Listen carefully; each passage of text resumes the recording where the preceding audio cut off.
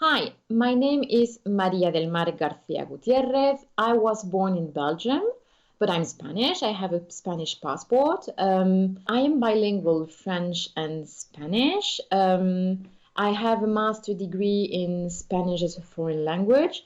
I've been teaching Spanish and French since 2002, 2003. I'm used to the English curriculum, especially IGCSE and A levels and IB.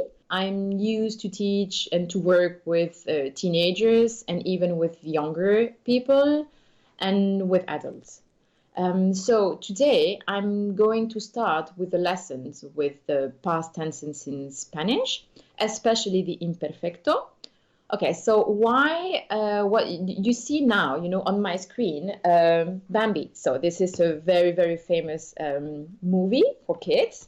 Why? Because when we speak, when we read, and when we write fairy tales, we use a lot of past tenses, especially imperfect, or what we call in Spanish, so imperfecto or pretérito indefinido. Okay, we will see the pretérito indefinido later.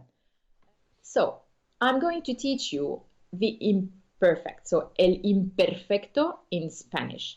Okay, so we have three different groups of verbs in Spanish. The verbs in AR, ER, and IR. Okay, so examples in AR. Caminar, bailar, cantar. Examples in ER. Beber, comer. In IR, vivir. Okay, so what do I need to know to form the imperfect tense in Spanish? So we have the infinitive. For example, verbs in AR, bailar. I'm going to keep bail, the stem, and I'm going to remove the ending, the AR. So it's going to become bailaba, bailabas, bailaba, bailábamos, bailabais, bailaban. So as you can see, in the first person of the plural, okay, nosotros or nosotras, you really need to add the accent, okay? If you forget the accent, you know that in Spanish, it's a spelling mistake. Okay, so now, the easiest part is that for the verbs in ER and IR, we have the same endings, okay? So it's quite easy. So for example, beber, so to drink, I'm going to remove again the ER. Verbs in IR, vivir, I'm going to give you an example. So for example, for comer, it's going to become comía, comías, comía, comíamos, comíais, comían. Another example, verbs in IR, like vivir, to live, vivía, vivías, vivía, vivíamos, vivíais, and vivían. Okay? So very important here again, you really need to add the accents. Okay? Good. So we will come back later and we will do more exercises about that. Okay? So in Spanish, so you have an example. Hablar, to speak, comer, to eat, and escribir, to write. Okay?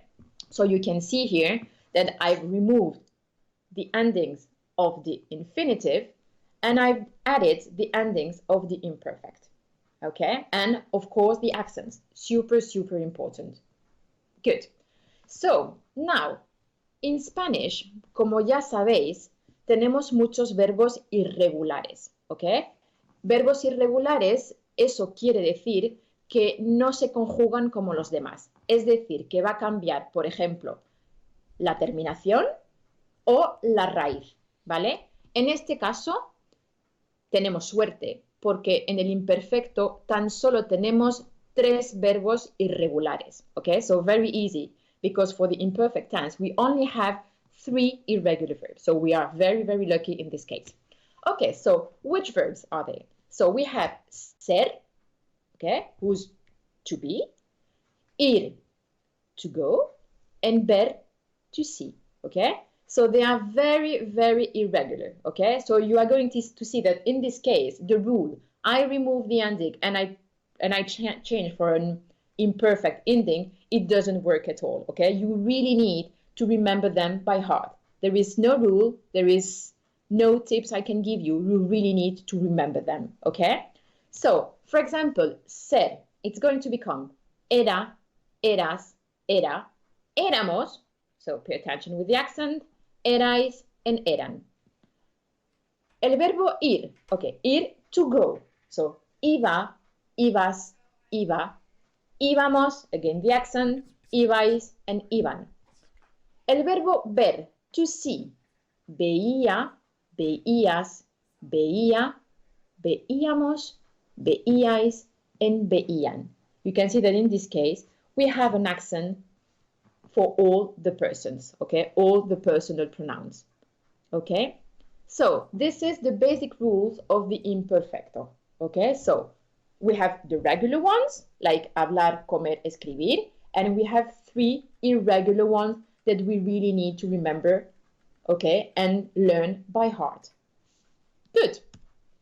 Examples, okay, for example, a text, okay, telling a story, so a describing story, so we are going to use, of course, the imperfect.